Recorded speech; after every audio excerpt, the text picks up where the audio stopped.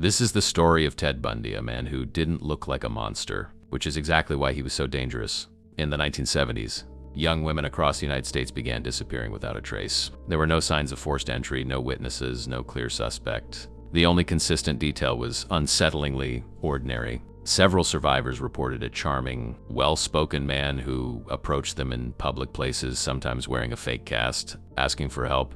Bundy used that trust as a weapon. He would lure women to his car, pretending to be injured or in need, then abduct them in broad daylight. Parks, college campuses, busy streets, it didn't matter. He relied on the fact that nobody expects danger to come wrapped in politeness and a friendly smile. As the body count rose, so did the panic. Police across multiple states struggled to connect the cases, allowing Bundy to move freely and continue killing. He wasn't just careful, he was calculated. He changed locations, altered his methods, and stayed one step ahead for years. But what truly set this case apart, made it even more terrifying, was what happened after he was finally caught. Bundy didn't just escape once, he escaped twice.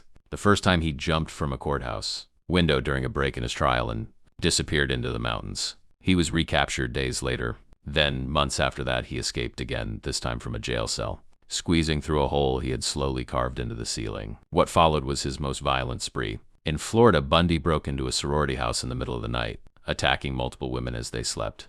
The sheer brutality shocked even seasoned investigators. It was no longer calculated and controlled, it was chaotic, frenzied, and far more dangerous. He was eventually captured for the final time and sentenced to death. But even then, Bundy remained disturbingly calm, often speaking about his crimes with an eerie detachment, as if he were discussing someone else. What makes this story stick with people isn't just what he did.